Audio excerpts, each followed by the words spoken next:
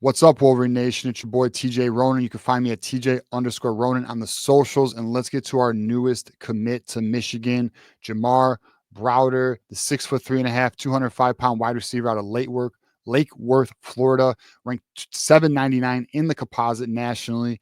You will see, I would argue that ranking is low, and you will see in his highlight tape as to why he should be ranked. In my opinion, I'd put him in the 400 to 400. I'd say 400 to 550 range in terms of prospects. I would say one of the things that makes him stand out above a lot of commits is his hands catching ability. His hands are elite. If you saw the post I put on social media earlier today, you will see what I am talking about, and I will share that post right now. We'll also get into his huddle tape, and we'll look at where he fits in the class. But as you can see, and we'll share it right here, you can see right here. Is now 21-3. Santa Lucia's. And this is what my man is capable of. Okay. His hands, and you will get another clip here, him in the end zone here, but his hands, and we'll go through his huddle tape. You'll see what my guy's capable of. Here he is in the hands catcher. I mean, strong hands, man. Without question. I don't know if this dude's on the jug machine. I don't know if it's naturally gifted. I don't know what it is. I don't even give a damn what it is, because what it is it's now on Michigan's roster. Let's take a look at the huddle tape right now. So this is him. Nice little route. See, another thing that I would also say is an above average at his level is his route running ability. He seems to have the ability to make a nice little cut or a nice little move and have a good burst. Here's where you will see his hands and his ability to go up and get the ball. Big body receiver, my ball, goes up and gets it, mosses the dude. And you'll see here across the middle, this is going to be a major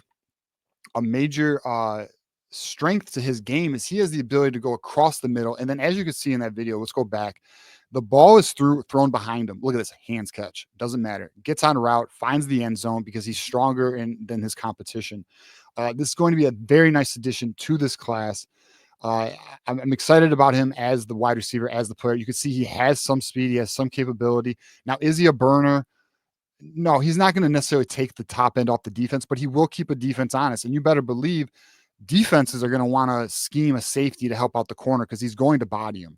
And you can see right here, I mean, his hands, guys, his hands are just elite. It's insane how good his hands are for his age. He's got to be on the jugs machine or something. I mean, it's just he's extremely ahead of the curve. And he also seems to have a very good feel for the game. He knows where the soft spots are in the defense. He's able to cut his routes properly.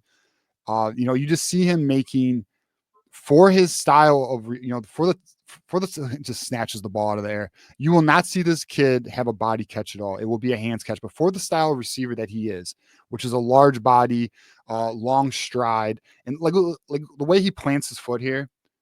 So he's got the DB backpedaling, right? Plant, cuts up, finds a soft gap, and then you see where the ball is thrown at his hip behind him. My ball. Doesn't matter. The kid's hands are just out, it's through the roof. It's through the roof. So very high on him in that regard. And another thing that we should point out with his ability here, and again, look at his hands. But when he does get tackled, look how many guys it takes to tackle him. There's one. Oh, they cut the tape. But you'll see a consistent theme. He pushes through coverage, finds the salt. Just watch the tape.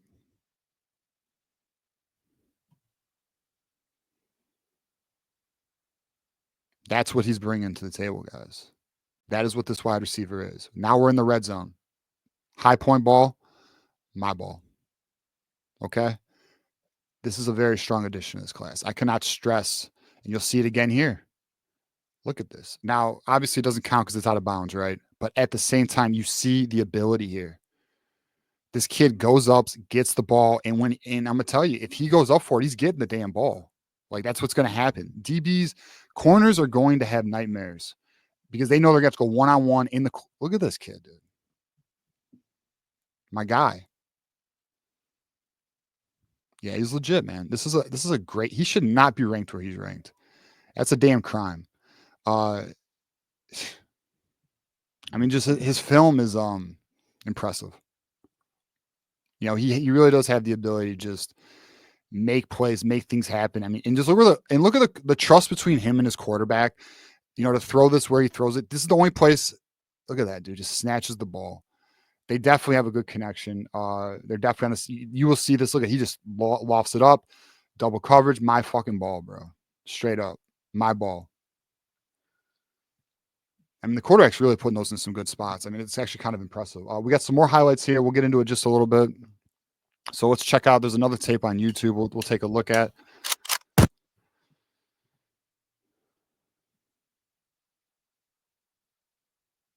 And you see the same thing. Like, you're going to see just a consistent. This is senior highlights for 2024, and then like his ability to.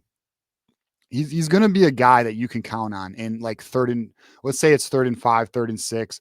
He's going to get you that first down. Let's say you're in the red zone. He's going to get you that touchdown. Say you got it. You need a wide receiver to go across the middle because let's face it. There are wide receivers who literally do not want to go across the middle. He appears to show, like right now. Well, we already saw this highlight. Let's skip a little further. We saw that highlight too. Okay. And we saw, what the hell is 8-minute tape? We already saw these highlights. Anyways, regardless, this player, here we go. This is one we haven't seen yet. Look at this. Like, he literally will go across the middle, doesn't care. Triple coverage. The quarterback does find the window. He makes it. And like I said, it takes more than one guy to bring him down. I'm pretty excited about this player. These are the type of players you add to your class. These are building blocks. Like, this kid will have an impact at Michigan. Now, it'll probably take him 2 to 3 years to be, making a considerable impact at Michigan. That's the typical growth curve for a player. But I feel confident in saying that I think we have a very strong addition here, and I'm excited about having Jamar Browder joining the Michigan Wolverines. Let's take a look at the class as a whole with the addition of Jamar Browder. We're currently ranked number 11 nationally. Obviously, the class is filling up very strong with Andrew Babaloa, one of the cornerstones in the class, Ivan Taylor, who we all know the situation there, but it does appear that Michigan is making a very strong effort in making sure Ivan Taylor remains in the class. Andrew Marsh is locked into the class, dog. Andrew Olish, we've all seen the Oregon towel, but I mean, I'm still under the impression he does really like Michigan. We'll see where that goes. Shamar Earl is one of the newest additions in the class.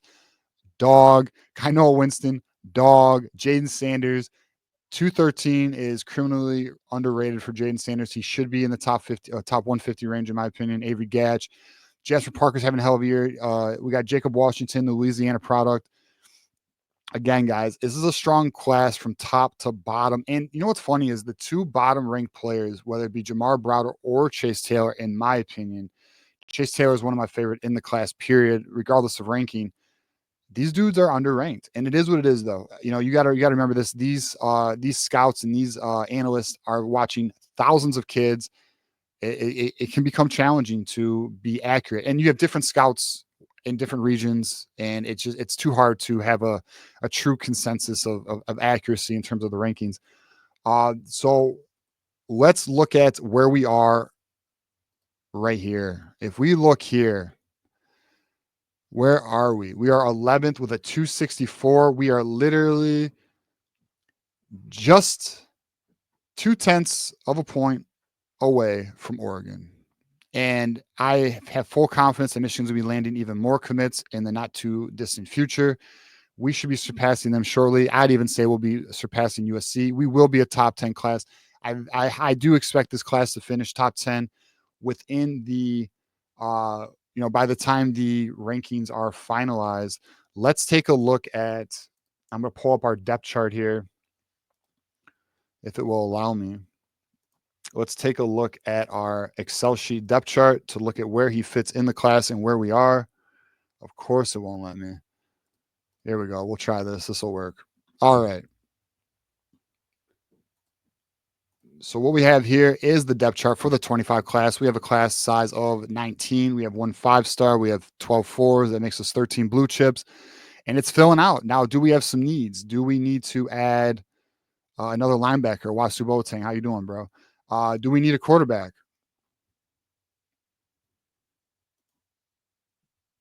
People are talking. I'm just going to leave it there. People are talking. We'll see. We could probably use another end. And we obviously have the Littleton news for another cornerback. We got Elijah Elijah Dotson, who potentially could be a wide receiver. DB, he's a true athlete. There's a lot of potential. Bradley Gompers. Could Bradley Gompers make the class? There's a lot of things trending very well. There's definitely some defensive linemen that are also, Michigan's looking at. We'll see where the class ends up. But all in all, this is a very strong foundational first class for Sharon Moore, which is his foundation class, right?